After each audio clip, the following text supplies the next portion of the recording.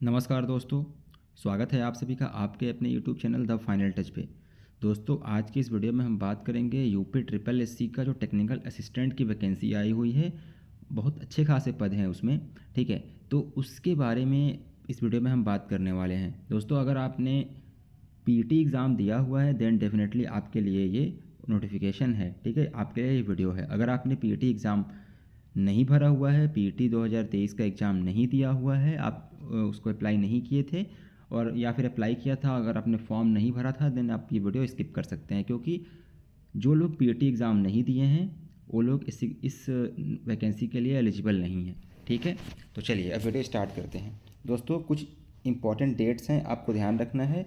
देखिए, उत्तर प्रदेश अधीनस्थ सेवा चयन आयोग लखनऊ के द्वारा ये विज्ञापन जारी किया गया है। प्राविधिक सहायक ग्रुप सी मुख्य परीक्षा, यानी जो प्रीलिम्स था वह पीटी के एग्ज़ाम को ये प्रीलिम्स कंसीडर कर रहे हैं। ठीक है, पहले इसके लिए जो है अलग एग्ज़ाम होता था, लेकिन अभी जो है पीटी एग्ज़ाम जो लोग दिए हैं वही जो है उसमें जो उसी के आधार पे इसका जो है मेंस का एग्ज़ाम सीधा कराया जा रहा है। ठीक है, अब दोस्तों देखिए, विज्ञापन प्रकाशन की तिथि आज की है, यानी कि 4 मार्च की।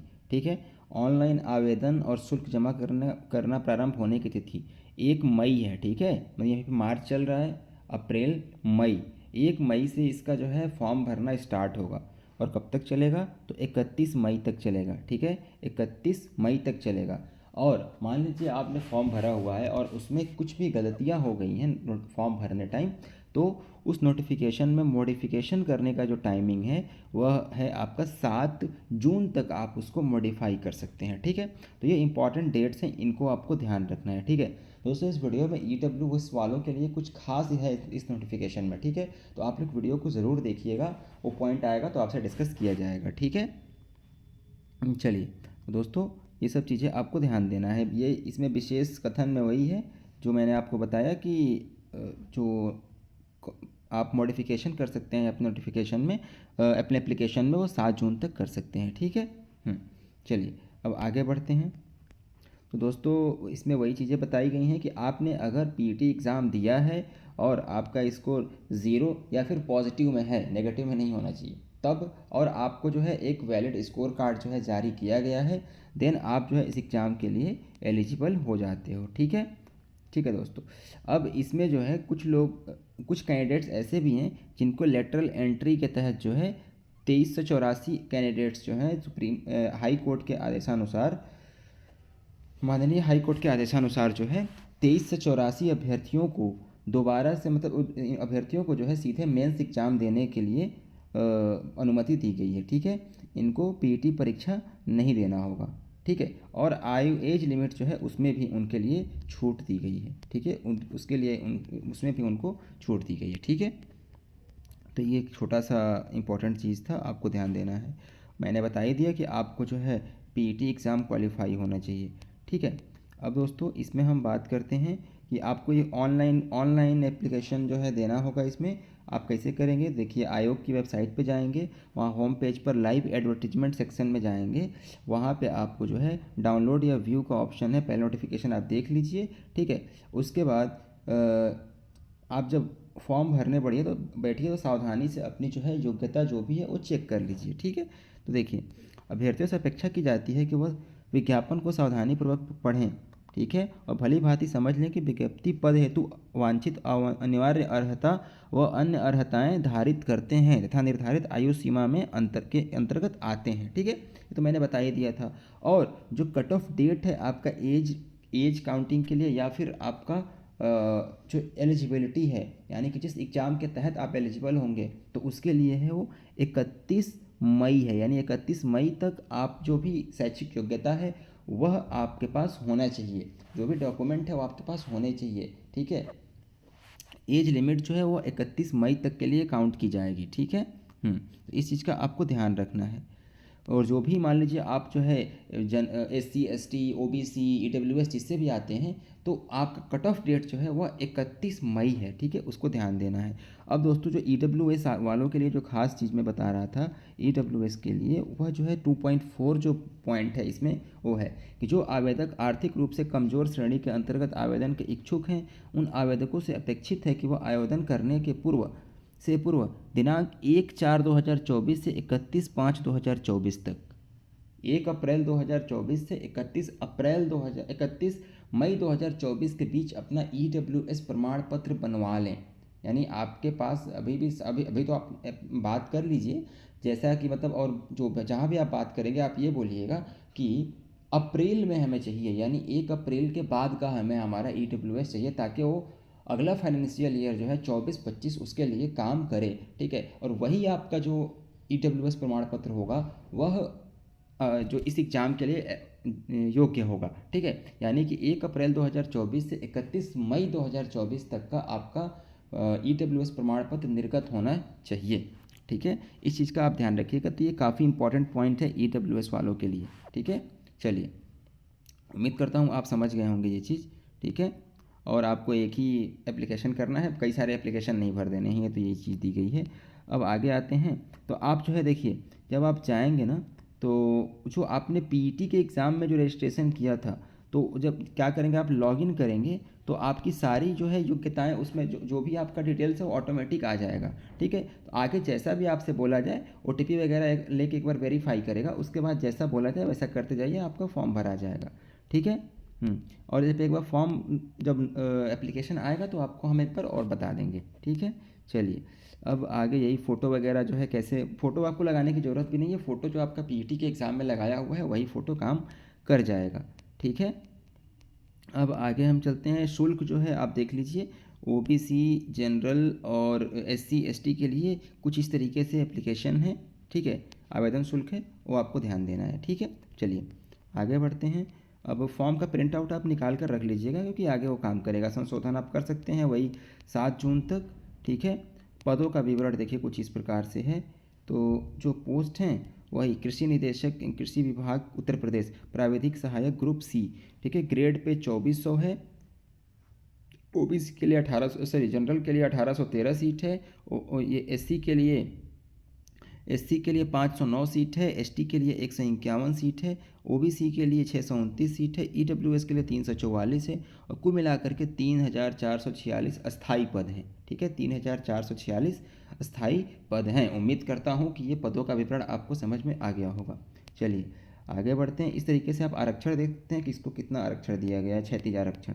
ठीक है, चीज़ें ये आपके काम का है नहीं, अगर जो कुछ भी है आप नोटिफिकेशन में एक बार देख सकते हैं। देखिए एज लिमिट एक बार देख लेते हैं दोस्तों। एज लिमिट जो है उत्तर प्रदेश अधीनस्थ कृषि सेवा 2019 के अनुसार सीधी भर्ती के लिए अभ्यर्थी द्वारा उस कैलेंडर वर्ष की जिससे सीधी भर्ती के लिए रिक्तियाँ विज्ञप्ति की गई है, 1 जुलाई को 21 वर्ष की आयु प्राप्त कर ली हो और 40 वर्ष की आयु प्राप्त न की हो। यानी कि 21 से लेकर 40 के बीच आपका एज होना चाहिए 1 जुलाई को। ठीक है, 1 जुलाई को। जो 31 मई है वो सिर्फ आपके डॉक्यूमेंट के लिए कट ऑफ डेट है, लेकिन जो एज काउंट होगा वह आपका 31 जुलाई को होगा। जैसे मान लीजिए कि 24 में आया है नोटिफिकेशन, तो 1 जुलाई 2024 को आपकी एज 21 से कम नहीं होनी चाहिए और 40 से ज़्यादा नहीं होनी चाहिए। ठीक है, और जो भी आपका कैटेगरी के अनुसार आपको जो छूट मिलती है वो तो एज इट इज़ मिलेगी ही। ठीक है, चलिए आगे बढ़ते हैं। चयन का आधार तो वही आपका रिटन एग्ज़ाम होगा, बस और कुछ नहीं होगा। और पाठ्यक्रम नीचे दिया गया है, तो आप इसको देख सकते हैं, आपको मैं दिखा दूंगा अभी। तो देखिए एक चीज़ और आपको ध्यान देना है कि आप उत्तर प्रदेश के आरक्षित श्रेणी के सभी अभ्यर्थी आवेदन में अपनी श्रेणी अवश्य अंकित करें। ठीक है, आपको बताना ही है। अगर मान लीजिए कि आप 2 कैटेगरी के लिए एलिजिबल हो, तो किसी एक कैटेगरी में ही आपको जो है जो भी रिलैक्सेशन मिलेगा वो किसी एक में ही मिलेगा, और वो भी उसमें मिलेगा जिसमें आपको ज़्यादा से ज़्यादा फ़ायदा हो सके। ठीक है, उसके बाद आप अगर उत्तर प्रदेश के मूल निवासी नहीं हो तो आपको आरक्षण का फ़ायदा नहीं मिलेगा। ठीक है, आप जो है जनरल कैटेगरी में काउंट किए जाओगे। ठीक है। अब दोस्तों आगे चलते हैं। ये जो है चीज़ें हो गई, मैंने आपको EWS वाला बता ही दिया था जो ज़रूरी था। ठीक है, अब यहाँ पे कुछ ज़रूरी चीज़ें हैं अगले पेज में।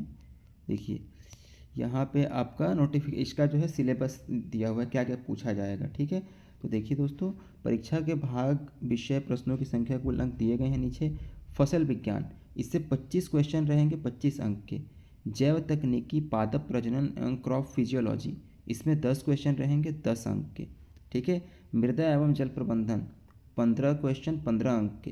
कृषि प्रसार, 5 क्वेश्चन 5 अंक के। कृषि अर्थशास्त्र एवं योजनाएं 5 क्वेश्चन 5 नंबर के, ठीक है। पशुपालन एवं दुग्ध विज्ञान 5 क्वेश्चन 5 नंबर के।